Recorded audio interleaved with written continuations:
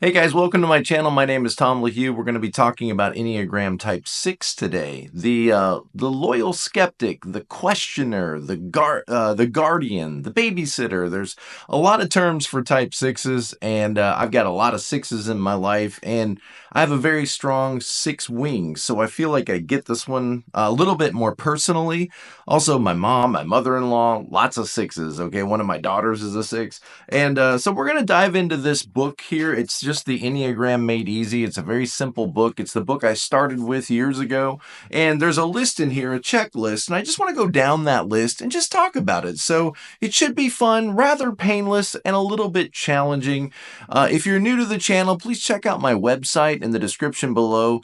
TomLaHue.com. I do offer Enneagram coaching. It's kind of like life coaching, except we do it around this idea of how the Enneagram shows us, a little bit about our blind spots and how to improve and help our relationships. So if you're feeling challenged or need a little bit of support, or you maybe having some relationship issues, this is what I do. I'd love to help you on this journey. There's a lot of different coaching packages available. Also, check out my classes that I offer on demand on the Enneagram. Also, I have live classes. There's one coming up right now that I'd love for you to check out, and a lot of free resources and stuff in my store tab as well. But let's jump into this and talk about this type 6 today. If you are a 6, welcome to the video. If you love somebody who's a 6, or you suspect they might be a 6, this might really help you understand more what's going on behind the scenes up there in that head of theirs, so that you can have a little bit more compassion and, be a little bit more mindful of the challenges that we all have. Okay, so let's just jump into this list and see where it takes us. I don't really have a big plan here. I just kind of want to read through these and talk about it like we're friends, okay? Because we are friends. We're friends, in this topic. We get it. We speak this language together. So let's look at number one. Number one is I am nervous around certain authority figures. And, you might just kind of stop and say, I'm nervous, and just end there, because that is part of what it means to be a 6, is kind of this nervous energy. I'm reading another book right now about the Enneagram. Somebody recommended It's called The Unfiltered Enneagram by Elizabeth Orr. And one of the terms that she uses for a 6 who's kind of like been, startled and is reacting is of a rabid raccoon. And I thought that's pretty funny, like kind of like this raccoon, like, what just happened? I heard a noise. And so they all kind of pop their heads up out of the trash cans, like, what are we going to do? And do we run away, or do we band together and fight? That's very 6-like. But this nervous around certain authority figures, and you can't read anything about the Enneagram and type 6s without coming into this concept of authority figures. Because I think 6s, they want to know what the clear boundaries are. They want the authority figure to be somebody that they can respect, and somebody they can trust, and somebody they believe is dependable. And in reality, like, who doesn't want that? I guess it just doesn't consume the minds of all of us as much as it might a 6, because I think 6s want to know what are the lanes?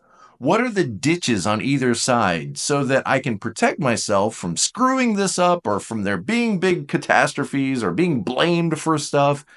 And you could look a little bit like a 1 like this, like wanting to get things right. But it's not so much like I want to conform to the correct way, as much as it is I want to know what the parameters are, so that I don't get in trouble, I don't get yelled at, I don't get, blamed. I'm not the reason that the whole business collapses. And so I need an authority figure that can, be compassionate and understanding, but also provide clear direction for me. And so that I know, I would rather have things predictable than to risk failure, or to risk, everybody being mad at me, and, being the reason that the asteroids are falling from heaven, and, this ground is opening up and swallowing us. And it's all your fault, Martha. You're the one that screwed it all up. I don't want to be that person. So tell me exactly what the expectations are, so that I can make sure that I can follow the policies. I'm going to question the policies all the way through the process, but at least I know where the parameters are. That's very 6-like, you know. And it's nothing bad about that. Just let me start by saying this phrase, okay? Because this one little phrase could really change your life. Watch my video, it's gonna change your life. I don't mean to be that guy, but I mean, honestly, I get goosebumps thinking about this phrase because of what it might how it might unlock some doors in your mind that maybe you never thought about. Now, when I say this, it's gonna feel so obvious to you. You're like, "Tom, how do you get paid for this? Like, this is the most obvious thing in the world." Yeah, sometimes it's the obvious things that we miss, okay? Sometimes it's the obvious things that, sometimes, are the most powerful. Okay, here it is. Ready? You ready for this? Okay. In an effort to protect yourself, and that's very six like the babysitter, the guardian, the trooper, protecting, because you know that the world has got imminent danger in it. And it's not like far off, far out there. No, it's imminent. It's right around the corner. In an effort to protect yourself from future anxiety, frustration, and pain, if I make the wrong decision, what could happen? Well, I could find myself in a place of anxiety, frustration, and pain. I really love this person, but if I marry them, what if they're not the right person? What if they're the wrong person? Well, then I'd be stuck in anxiety, frustration, and pain. Should I take this job? I don't know that I want to move to Toledo. Toledo? What's in Toledo? If I take this job, I might be stuck in anxiety, frustration, and pain. Okay, you see where my train of thought is going? In an effort to protect yourself from anxiety, frustration, and pain, you end up living in a perpetual state of anxiety, frustration, and pain.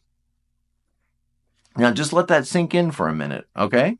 Just let that sort of land in there somewhere. And I just want you to see one of the glitches that might be happening in your thinking as a six. Now, look, I'm a get it. I'm right next to you. I'm a fear type as well. And I have a very strong six wing. And there are times when I'm very six like. Okay, so I get it. But I do the same thing. And I think we all do this to some degree. And I just want you to see it in that light, is that many of the things that you're worried about or concerned about, or at least are on your, horizon, you're trying to protect yourself from future anxiety, frustration, and pain, but you end up sort of like living in a perpetual state of anxiety, frustration, and pain, trying to protect yourself from anxiety, frustration, and pain. I want you to think about that. I want you to see if that relates to you, if maybe you can identify with that. And then I just want you to ask yourself this question. If I am living in a perpetual state of anxiety, frustration, and pain, what is that doing to my relationships?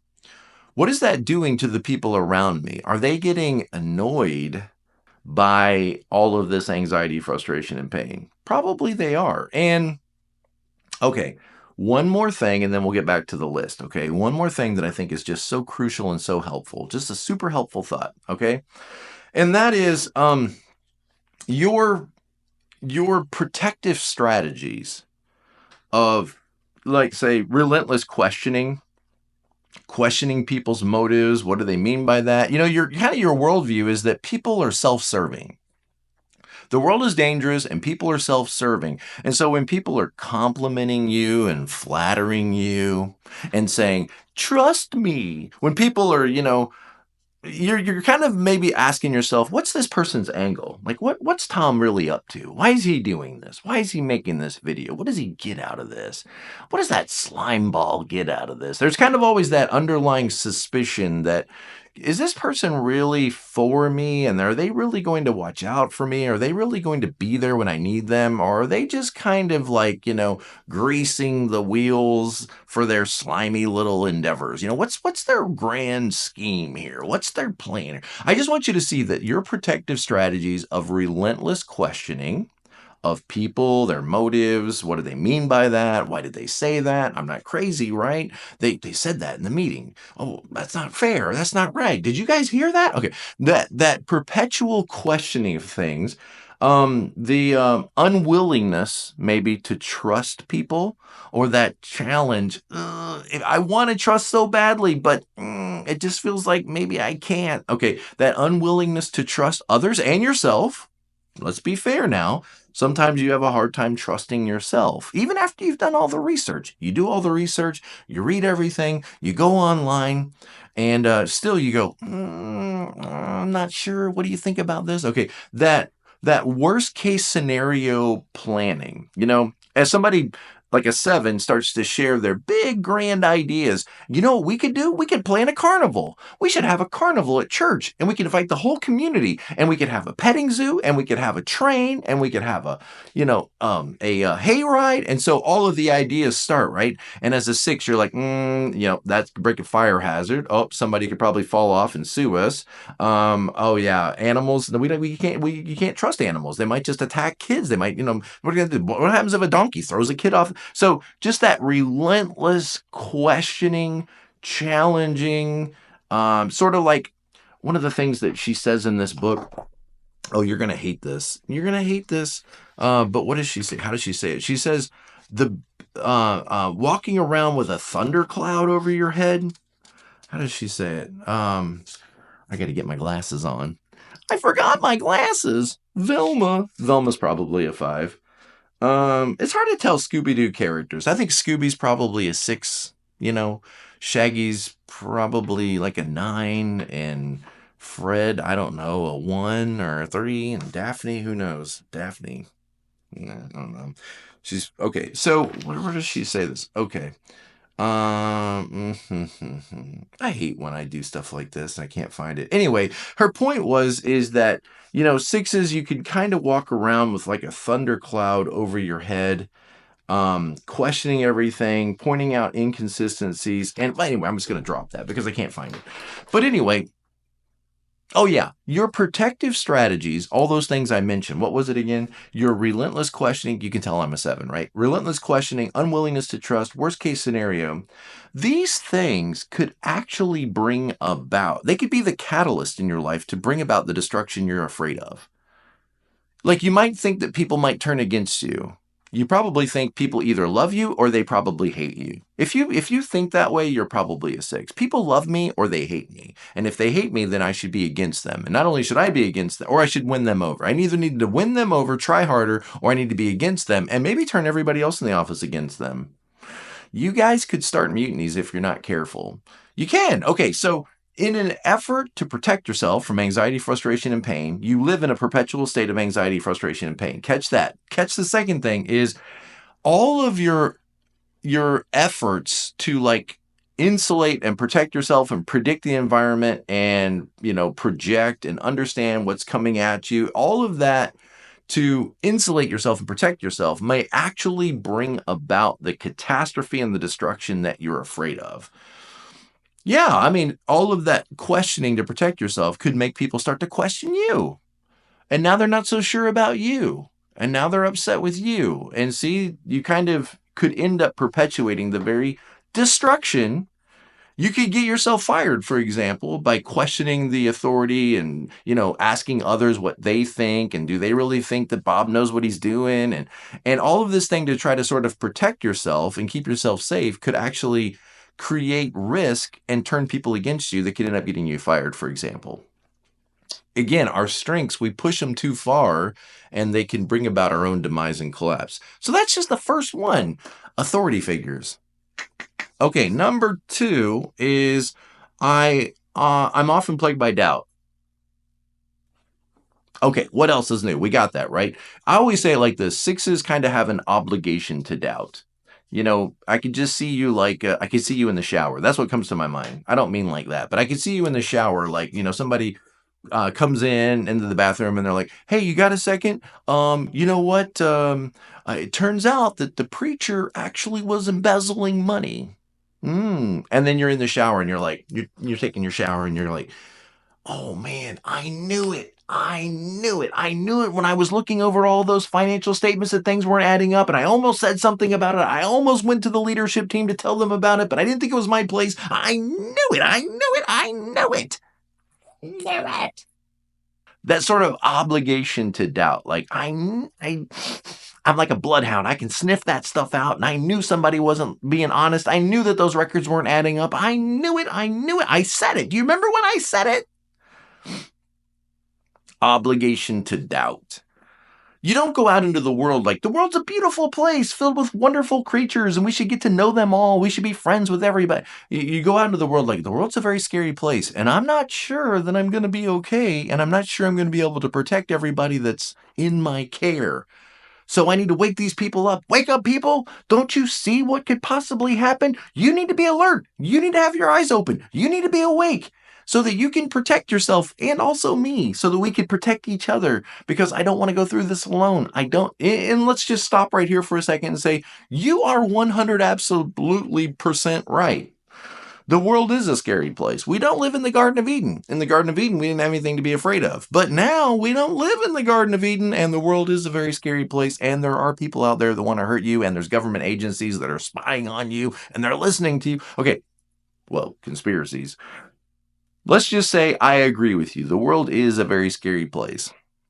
But I think where the rest of us are a little different is we all kind of go, there's only so much you can do about that, and then you got to move on. Like, there's only so much you can do to sort of like, protect yourself. Okay, so you get insurance and you don't ride a motorcycle without a helmet, and you make sure that your kids, take their vitamins and you just gotta go with it. You just kind of gotta hope for the best. I mean, you can't spend your life worried and doubting about everything, can you? Can you? Because that just doesn't seem like a way to really move forward in life. That's kind of the way the rest of us would look at it. Like, I've done everything I can do, or most everything I can do, and ultimately, I mean, what are you going to do? You just kind of have to accept it that things could go south, that, the stock market could crash, and I mean, what are you supposed to do? We'll just kind of face that when we get there. And I think one of the things that could be helpful for you as a 6 is remembering, like, you've been through crap before. You've been through crap before. You are amazing. My guess is probably you're amazing in a crisis. So why are you afraid of a crisis? You're actually probably the smoothest person on the Enneagram in a crisis. When everything's great, that's when you're panicked. But when everything goes to crap, that's when you come out and like, all right, let's fix this. Let's handle this. Let's take care of this. I've got a plan. And I think you want to remember that. Like, I'm good under pressure.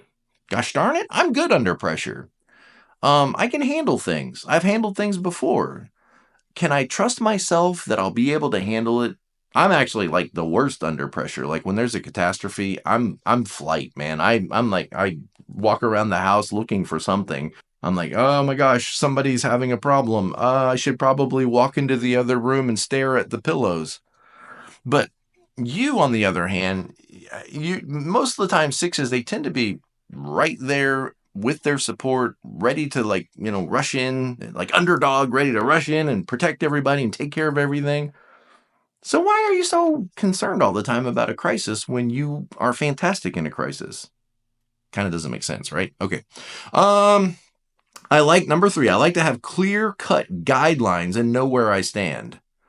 Yeah, you would rather people shoot you straight, right? You don't like it when people send mixed messages or ambiguous and you don't really know where you stand.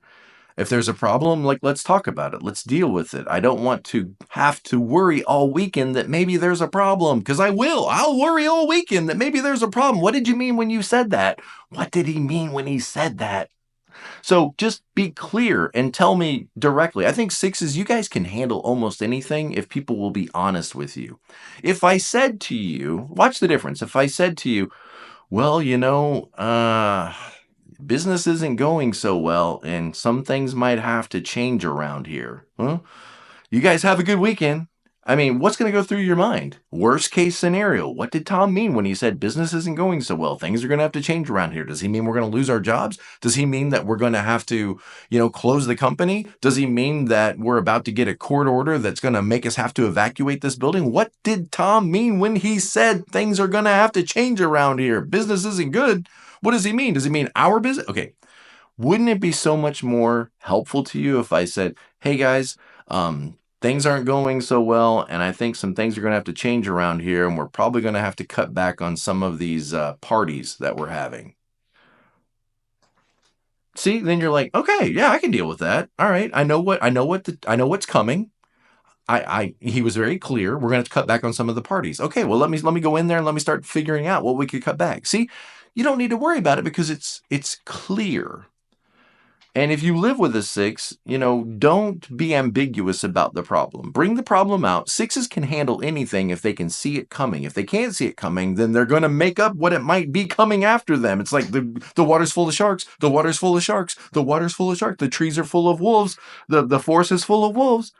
But if you say, no, actually, there's a bear way up there on the hill. Okay, I can keep my eyes on that. Now I know what to do because I can see it. I can see it right there.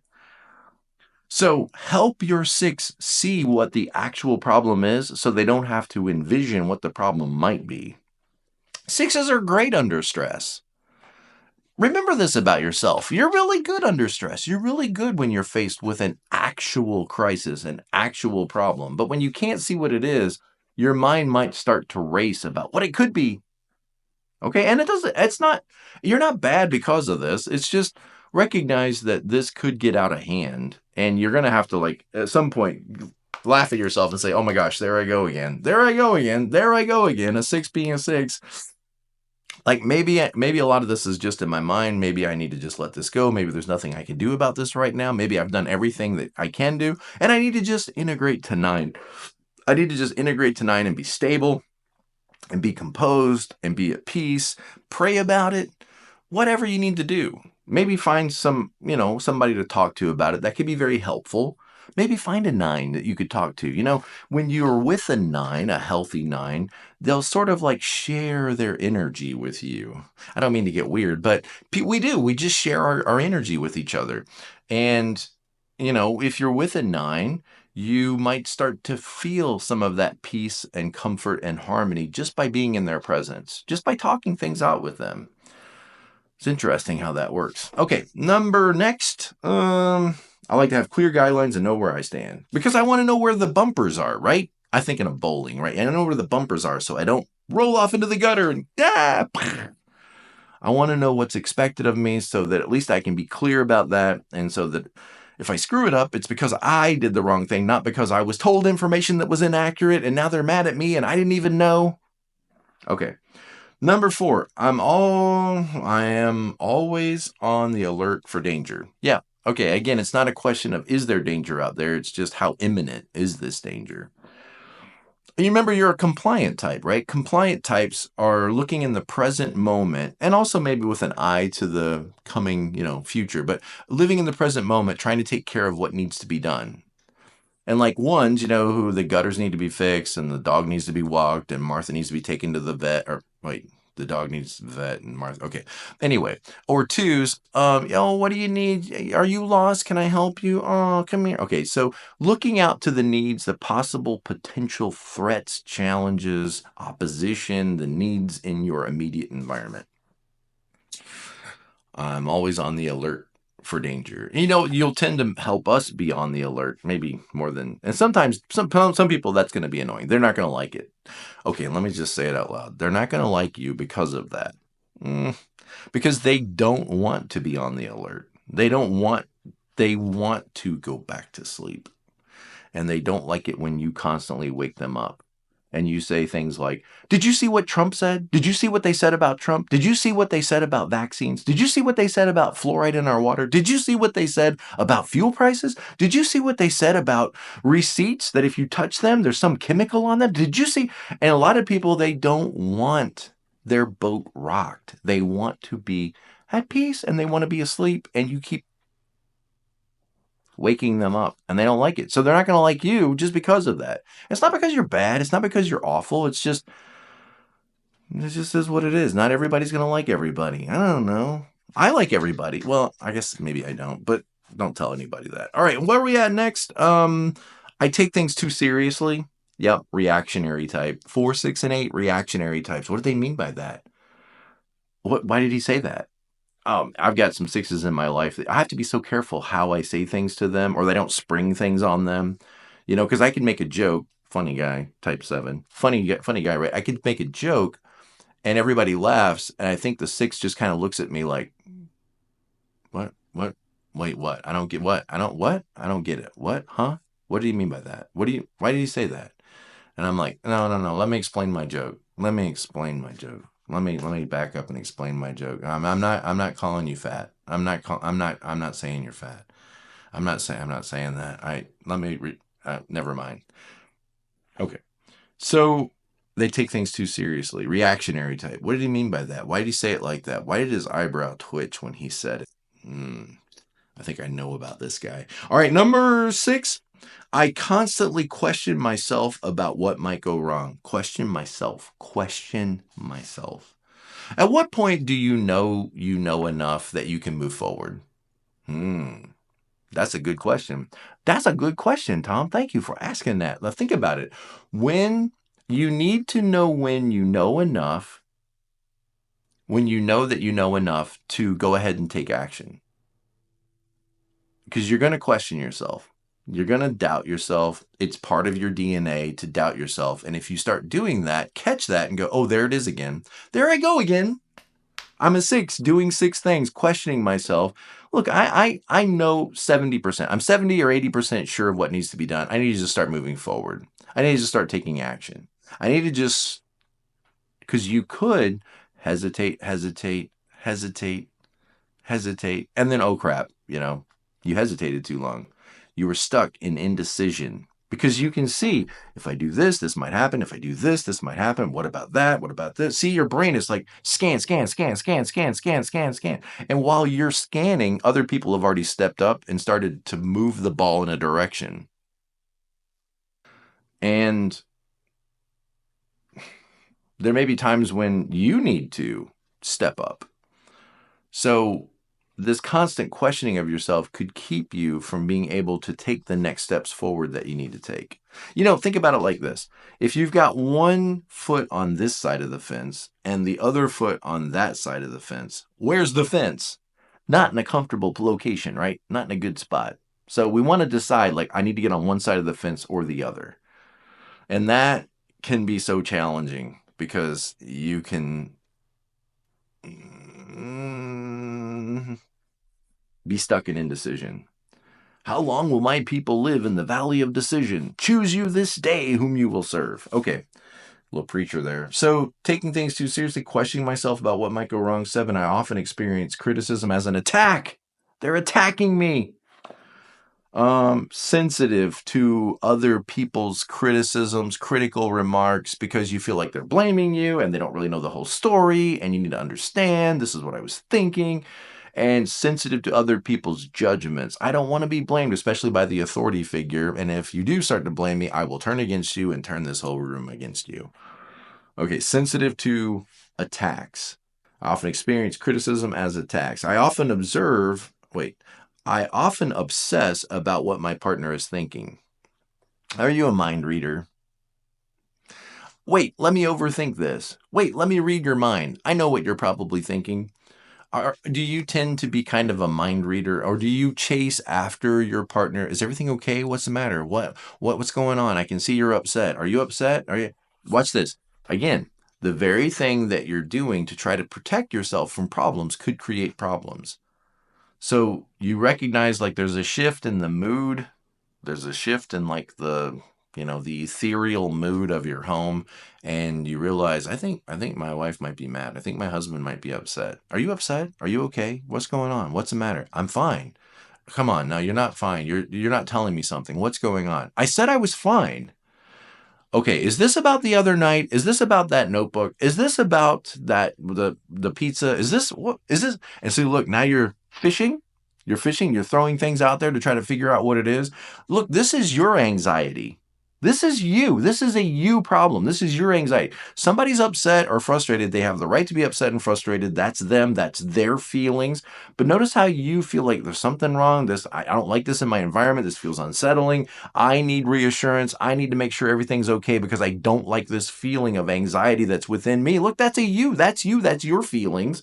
And so then you go after somebody to try to figure out what's going on, start throwing all these things out there because I don't like the fact that you're making me feel. I'm making you feel something? Watch this. The fear lives in you.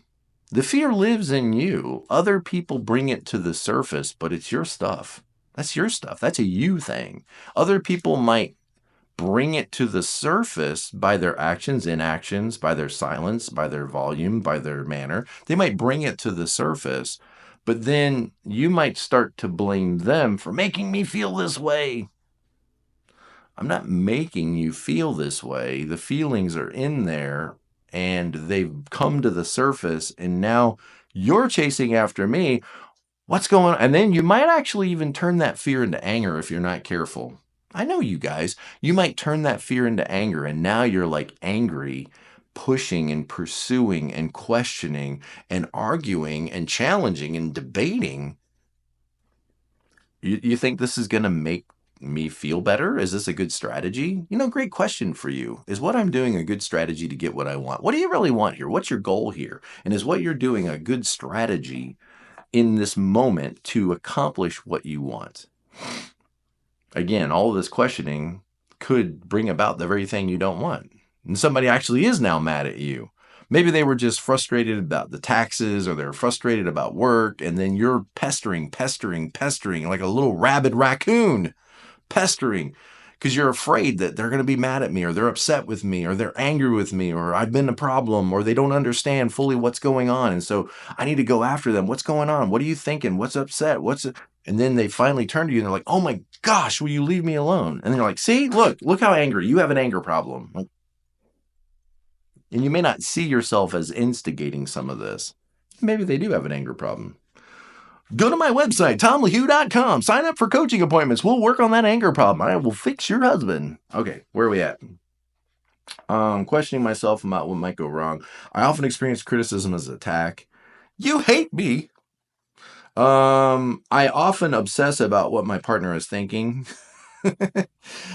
And what you're thinking. You obsess about what you're thinking too. It could be a little easier, right? Okay, look, for many of you sixes, your path forward would be more 7 and 9. Just think of it like that. A little more don't worry, be happy. A little more Jimmy Buffett, Kenny Chesney in your life. A little more like relax, be positive, be up. Oh, that's so easy for you to say, Tom. You're a 7. You have no idea what it's like for me. Tranquilidad. Calmate. All right, where are we at? I often have said, okay, I can be a very hard worker. Yes, a dedicated worker, especially if you believe in the business, or you believe in the people you're working for, you believe in the mission of the company. You can be a very loyal, dedicated worker. True. I think that's very true. Very loyal, very dedicated, very hard worker. My friends think of me as loyal, supportive, and compassionate. What do you need from your friends? Loyal, support, and compassion. So what do you provide? Loyal, support, and compassion. You see, we all give away the very thing we want. We give away what we need. I've been told I have a good sense of humor. That's probably true. Maybe dry, maybe snarky. He started shooting from the sidelines. Sixes, they tend to have a good sense of humor. My brother's a 6 too, by the way. Very good sense of humor. When he and I get together, we laugh a lot. I follow the rules closely, a phobic trait, or I break the rules, a counterphobic trait. Right? Remember the difference between phobic and counterphobic. So the sexual 6, what's that about? The sexual 6, the one-on-one 6, is the counterphobic 6, which sometimes looks a little bit like an 8. I think the self-preservation 6, the friendly 6, looks a little bit like a 7 or a 2. And then the social 6, the joiner, the cult leader, the cult follower, they tend to look a little more like a 1, a little more serious. The Constitutional Party is going to keep us safe against those communists out there. Keep your eyes on those people. The social 6, okay? Right. The more vulnerable I am in my intimate relationships, that means trusting, I open myself up and start to connect and trust people. The more vulnerable I am in my intimate relationships, the more anxious and testy I become. Yes, because they might betray me. Or I start overthinking, should I have said that to them?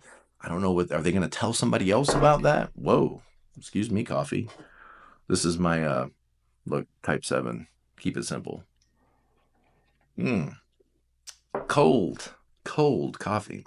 So the more vulnerable I am in my relationships, intimate relationships, the more anxious and testy I become. Beginning to let doubt in, creep in, probably.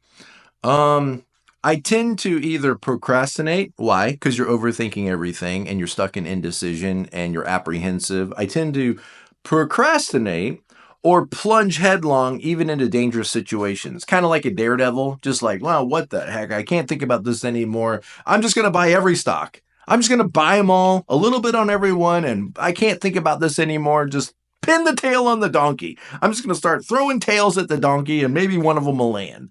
So you might either be apprehensive, or just kind of overreach and just kind of plunge in. Like, what's the difference? Number 15, I'm very aware of people trying to manipulate me with flattery. Again, what's their angle? Why, what are they up to? Why are they so Mr. Nice and Charming? What's going on? An investigator. The 5 is the investigator, right? But I think of like the detective. Like 5 is like Sherlock Holmes. But when I think of like the detective, it's 6-wing 5. Very detective. Like, I see the crime scene. I see, everything the way it's laid out. They want us to think that it was suicide. But, where was Mrs.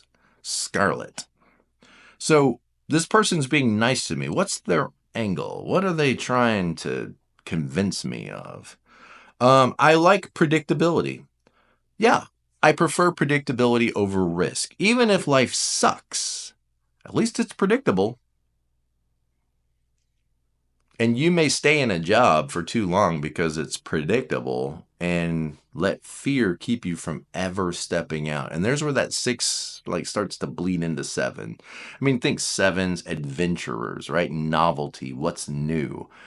Just remember that the feeling of fear is really very close to excitement. They're very close. When you get on a roller coaster, are you afraid or are you excited? Which one is it? If something switches in your mind, you say, actually, I am safe. I don't need to be afraid of this. I could be excited about this. Another good thought for you is instead of saying, what if this happens? What if I lose my job? What if instead of what if, maybe start to say to yourself, even if, even if I lose my job, even if my spouse is upset or a jackass, even if I lose my job and I can't pay my bills, even if, and it might start to change the way your brain thinks, because then start filling in the statement, even if, instead of what if. I like predictability. I want to know what's expected. I want to know what's expected. I don't like it when it's unpredictable. You don't like spontaneity? You don't like excitement? You don't like surprises? Maybe not. I have sabotaged my own success. Yes, panic and doubt. What are they doing back there? What's going on? Crash. Think of like being in a race car, and you're in the front. You see, what are they doing? They're gonna. I've sabotaged my own success. I didn't make it up. It's one of the statements in this book. I sabotaged my own success. Have you? How has that happened in your life? Have you sabotaged relationships? You let your fear and panic and unpredictability, sabotage things. I can support people through thick and thin. Yes. Again, like the fear of a 6, I think is a lack of assurance, support, and guidance. Like not having that in your life. Obviously, it's fear of anything and everything in some ways, but also I think it's a fear like I won't be safe and I won't be able to keep my people safe. I'm going to be overwhelmed by this scary, dark world. Greater is he that is in me, right? I can support people through thick and thin. Being neat and orderly helps me to feel more in control of my life. Is your room neat and orderly? Do you keep things tidy and neat and orderly? It might look a little bit like a 1 in that regard. And is it because I want to keep things predictable and I want to keep, things manageable and I want to keep things safe and then I dislike pretension in people. You like transparency. You don't like pretension. You like humble people who are willing to admit their shortcomings and failures because if they can admit those things, then they seem trustworthy. Because somebody who never screws up and never fails, that seems fake, phony, and false. And you have an eye, like a detective, for fake, phony, and false. You can sniff it out. You can smell it. What's weird is that line to 3, the sin is deceit. It's kind of strange, isn't it, how that works? But you can smell that deceit. You can smell that they're up to something. Like a bloodhound, I could sniff that crap out.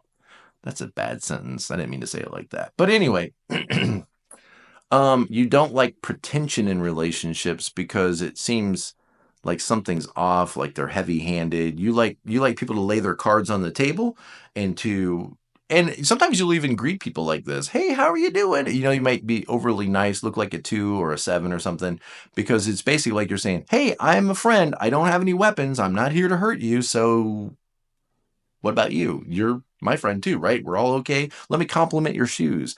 And it's a way to make you feel better in the moment, because if I smile, laugh, and giggle, then you respond with smile, laugh, and giggle. It's kind of like sonar. Let me send this sonar out of like warmth and friendliness and kindness, and then you respond back with warmth and friendliness and kindness. Okay, we're good here. We're good. You're not a threat. I'm not a threat. Everything's okay. Friend card, go. But sometimes you throw that kindness out there or that compliment out there, and then it like boom, it hits this brick wall, and this person just looks at you kind of strange, and you're like, okay, red X, red X on that person. Keep my eye on them. You know what I'm saying? All right. Um, so people that can admit their failures and flaws seem a lot more trustable, because it takes some courage to own up to your failures and flaws. And that seems like somebody I could depend on, somebody that isn't fake, phony, and false. Okay. I hope that this has been helpful to you and encouraging to you. I love you guys. I'm grateful for each and every one of you. I hope that this channel is helpful, come alongside you, support you, encourage you, challenge you, help you to see yourself through that Enneagram lens. It's so helpful. And we're all in this together. I get it. I'm right there with you. We're all in this together. We need to support each other, take care of each other, and understand each other. It's not about fixing ourselves. It's about catching ourselves and saying, oh, there I go again. There I go again, doing that thing again. What if I let that go a little bit? Maybe there's new opportunities in front of me, new ways of thinking about things. And at your best, look, you look like a 9, right? At your best, you look like a 9. So maybe add a little more 7 into your life, a little more positivity, maybe a little more 5, a little more objective reasoning with the actual data, and not, just letting your mind unravel. All right. Thank you guys. Be present to life. I'll see you next time.